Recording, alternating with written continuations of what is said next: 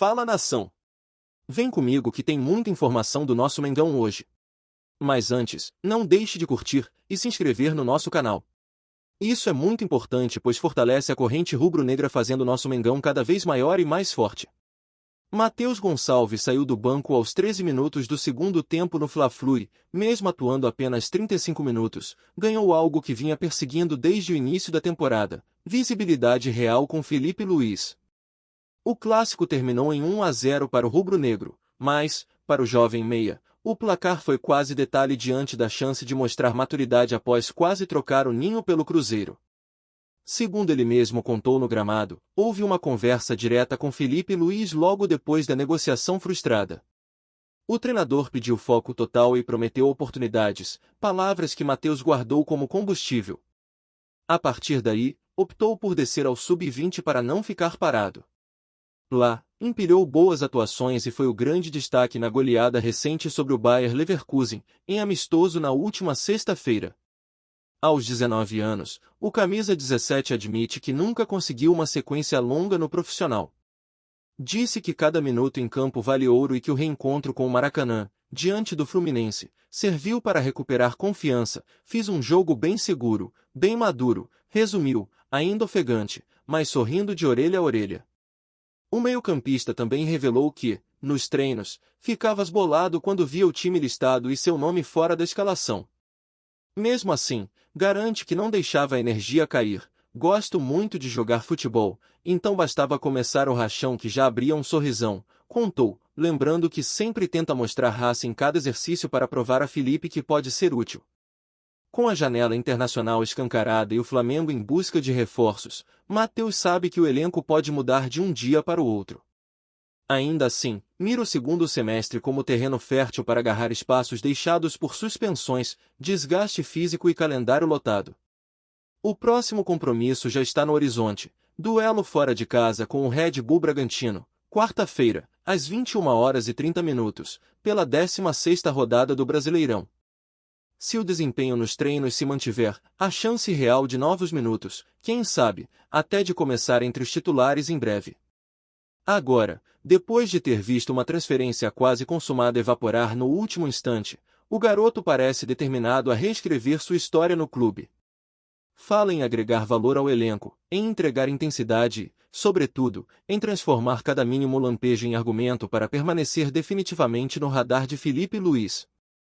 Agora, antes de continuarmos, não deixe de curtir, comentar e se inscrever no nosso canal. Isso é muito importante pois fortalece mais ainda a corrente rubro-negra, fazendo nosso Mengão cada vez maior e mais forte. Numa tacada só, o Flamengo selou o acordo com Saúl Ñíguez e ainda encaixou um timing perfeito. O espanhol de 30 anos desembarca no Rio já nesta terça-feira, dia 22, pronto para cumprir o ritual de exames médicos na manhã de quarta-feira e, se o corpo der sinal verde, assinar compromisso de 3 temporadas com o rubro-negro. A operação correu em velocidade de Fórmula 1. Há menos de uma semana ele pertencia ao Atlético de Madrid, clube que defendeu em mais de 400 partidas, vinha emprestado ao Sevilha e negociava a própria rescisão. Quando surgiu o convite carioca, ele não pensou duas vezes, rescindiu de vez, fechou as malas em Madrid e trocou o uniforme colchonero pelo manto sagrado sem custo de transferência, façanha rara no mercado inflacionado. O impacto é enorme por vários motivos. Primeiro, porque Saúl se reencontra com Filipe Luís, parceiro de 4 temporadas na capital espanhola, o que facilita a adaptação e cria atalho no entendimento tático. Segundo, porque o meia chega capaz de desempenhar diferentes funções, pode ser o organizador à frente da zaga, o box-to-box que rompe linhas ou até o terceiro homem de meio, encostando nos atacantes. Essa versatilidade agrada demais a comissão técnica, que vê nele uma peça pronta para elevar o nível competitivo assim que entrar em campo. Nos bastidores, comenta-se que o Trabzonspor, da Turquia, estava com tudo alinhado para levá-lo, mas o jogador declinou por razões familiares. A mudança de país não empolgou quem viaja ao seu lado. A brecha foi suficiente para José Botto armar o bote e apresentar um projeto esportivo mais sedutor, com calendário de competições sul-americanas e a vitrine do Maracanã lotado. Resultado: decisão tomada em poucas horas, voo remarcado, camisa rubro-negra reservada. Saúl será o primeiro reforço da janela internacional aberta em 10 de julho, e a diretoria já trabalha para que Jorge Carrascal seja o próximo a chegar.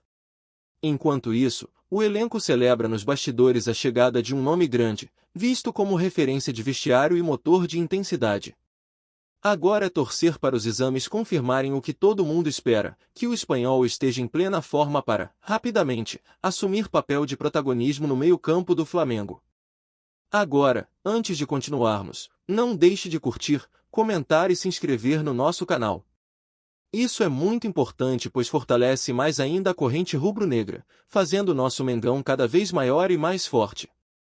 Malo Gusto, lateral do Chelsea e recém-coroado campeão mundial, resolveu curtir as férias de um jeito que ninguém esperava. Postou, na segunda-feira, dia 21, uma sequência de fotos vestindo a tradicional camisa rubro-negra.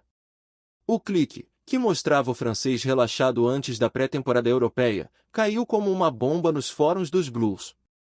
Parte da torcida inglesa não perdoou e carimbou o jogador de ingrato, alegando que, depois de derrotar gigantes e levantar o troféu da Copa do Mundo de Clubes, ele deveria exibir apenas o azul real do clube londrino.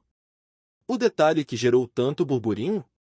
A peça rubro-negra foi presente de Danilo, contratado pelo Flamengo justamente para o Mundial.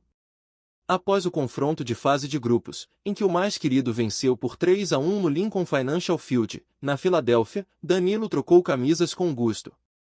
O lateral guardou o uniforme com carinho, jurou que usaria a recordação e, meses depois, cumpriu a promessa. Foi o suficiente para reacender a rivalidade nas redes sociais, já que, do lado carioca, a nação tratou a cena como passe de recibo da grandeza do manto sagrado.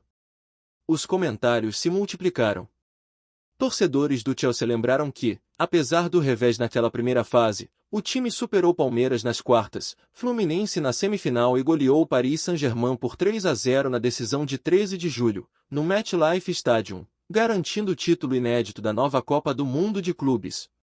Mesmo assim, ver um dos heróis do troféu trajando cores alheias foi, para muitos, uma afronta. Já os rubro-negros aproveitaram para tirar onda, repostando a imagem com brincadeiras do tipo azul ficou pequeno para ele, e o melhor lateral da Inglaterra reconhece a verdadeira camisa pesada. Entre trocas de farpas e memes, Malo Gusto permaneceu em silêncio, mas a simples publicação deixou claro o impacto do Flamengo fora das fronteiras nacionais. Se em campo o clube carioca já havia mostrado força contra o gigante inglês, agora conquistava um troféu simbólico no universo das redes. A admiração espontânea de um campeão do mundo. Agora, antes de continuarmos, não deixe de curtir, comentar e se inscrever no nosso canal. Isso é muito importante pois fortalece mais ainda a corrente rubro-negra, fazendo nosso Mengão cada vez maior e mais forte. O Flamengo ganhou uma peça caseira em hora oportuna. Vitor Hugo está de volta e já treinou com o elenco nesta terça-feira. O meia, que passou a última temporada emprestado ao Göztepe, da Turquia, chegou discretamente ao Ninho do Urubu, vestiu o colete e participou normalmente da atividade comandada por Felipe Luiz. Se o rendimento físico convencer a comissão, ele pode até aparecer na lista de relacionados para enfrentar o Red Bull Bragantino, quarta-feira, pela 16ª rodada do Brasileirão. O retorno acontece num momento em que o setor de meio-campo anda enxuto. Depois da venda de Gerson, da lesão de Pulgar e dos problemas recorrentes de La Cruz, Felipe tem recorrido basicamente a Alan, Jorginho e Everton Araújo. Vitor Hugo, aos 21 anos, oferece duas alternativas de uma vez, pode atuar como segundo volante, ajudando na saída de bola, ou encaixar mais avançado, posição em que foi camisa 10 nas divisões de base. A rápida trajetória dele explica a expectativa. Promovido em 2022, quando ainda tinha 18 anos, o garoto disputou 37 partidas no primeiro ano e fez parte de uma campanha recheada de decisões. Na temporada seguinte somou 46 jogos, em 2024 caiu de rendimento, perdeu espaço e acabou emprestado. No futebol turco, ganhou experiência, 35 apresentações oficiais e 3 gols marcados. Depois disso quase foi negociado com o Famalicão, mas a diretoria recuou diante da repercussão negativa e bancou o retorno. Somando todas as passagens, Vitor Hugo exibe 105 jogos, 6 gols, 6 assistências e 3 títulos com o manto sagrado. Agora, volta um Flamengo que cobiça nomes de peso no mercado, mas que também precisa valorizar quem já conhece o ambiente. Caso receba minutos contra o Bragantino, terá chance de ouro para mostrar que pode reescrever sua história sem precisar sair de casa outra vez. Agora, antes de continuarmos, não deixe de curtir, comentar e se inscrever no nosso canal. Isso é muito importante pois fortalece mais ainda a corrente rubro-negra, fazendo nosso Mengão cada vez maior e mais forte. O boletim médico chegou lotado de novidades e deixou claro que o Departamento de Saúde do Flamengo não tem descanso. A começar por Danilo, que saiu mancando do Fla-Flu com dor ali no músculo posterior da coxa direita. Os exames de imagem confirmaram que não era só um susto, tem lesão mesmo, e ele já iniciou aquele combo clássico de gelo, fisioterapia e trabalhos específicos no clube. A comissão prepara um cronograma para recuperar o camisa 8 sem pressa, mas todo mundo sabe como esse tipo de problema muscular é traiçoeiro. Gonzalo Plata também pintou na lista. O equatoriano sentiu a mesma coxa direita ainda no aquecimento do clássico, antes mesmo de o árbitro apitar. Resultado: diagnóstico de tendinite e tratamento imediato, com sessões de fisioterapia e aquela bateria de exercícios para aliviar a inflamação. A boa notícia é que, em casos assim, a evolução costuma ser rápida se o jogador respeitar o tempo de descanso. Quem volta ao Rio de Janeiro na quinta-feira é Eric Pulgar. O chileno, que fraturou o quinto metatarso do pé direito durante o Mundial de Clubes, passou por cirurgia em Santiago e agora traz a recuperação para o ninho do urubu. A ideia é integrar fisioterapia, piscina e, mais adiante, trabalhos de campo para acelerar o retorno, sempre sem pular etapas. O boletim ainda atualizou 4 nomes que seguem sob cuidados.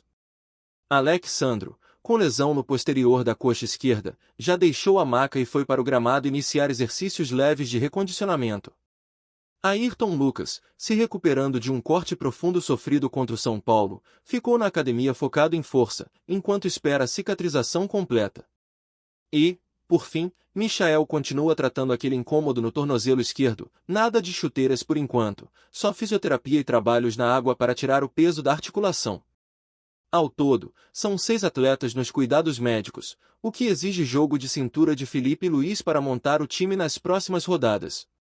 Cada ausência faz diferença, mas a comissão confia na profundidade do elenco enquanto o departamento médico corre contra o relógio para devolver todo mundo em plenas condições. Agora, antes de continuarmos, não deixe de curtir, comentar e se inscrever no nosso canal. Isso é muito importante pois fortalece mais ainda a corrente rubro-negra, fazendo nosso Mengão cada vez maior e mais forte. Lucas Paquetá, cria do Ninho que hoje veste a camisa do West Ham, quer mesmo voltar para casa. De acordo com o jornal inglês The Sun, o meia de 27 anos enxerga o Flamengo como o palco perfeito para um recomeço, justo no momento em que sua carreira vive turbulências fora das 4 linhas. O contrato em Londres termina apenas em 2027, com opção de prorrogação por mais uma temporada, mas, diante do desejo do jogador, a diretoria dos Amers topa conversar, desde que apareça alguém disposto a desembolsar 30 milhões de libras, algo na faixa de 225 milhões de reais. O ponto crítico da história é o processo que Paquetá enfrenta na Federação Inglesa de Futebol por suposta manipulação de apostas. A investigação envolve 4 partidas da Liga Nacional, contra Leicester, Aston Villa, Leeds United e Bournemouth, disputadas entre novembro de 2022 e agosto do ano seguinte. O julgamento foi concluído no início de junho e o veredito deve sair dentro de 60 dias. Enquanto isso, o West Ham não tem nenhuma pressa para fechar negócio. Mesmo assim, a reportagem inglesa garante que o Flamengo monitora a situação com carinho, embora reconheça que a pedida financeira seja pesada. Paquetá, por sua vez, acredita que vestir novamente o manto sagrado, onde estreou no profissional em 2016, brilhou até 2018 e de onde saiu diretamente para o Milan por 35 milhões de euros, pode ser o empurrão emocional que falta para retomar a melhor forma. Ainda segundo o Sun, há sondagens vindas do Oriente Médio, mas o próprio jogador prioriza o retorno ao Rio de Janeiro. Internamente, o West Ham admite que o meia sentiu o baque mental e físico desde que a investigação veio à tona. O técnico Graham Potter comentou que o brasileiro terminou a última temporada carregando um peso extra nos ombros. Com a sentença prestes a ser revelada e o mercado europeu aquecido, Paquetá aguarda, e a torcida rubro-negra também, por um desfecho que possa alinhar sonhos e números. Se a justiça inglesa aliviar e o Flamengo encontrar espaço no orçamento, a história do menino da ilha vai ganhar um novo capítulo naquele mesmo Maracanã em que tudo começou. Então é isso. Essas foram as notícias do dia. Um forte abraço e saudações rubro-negras.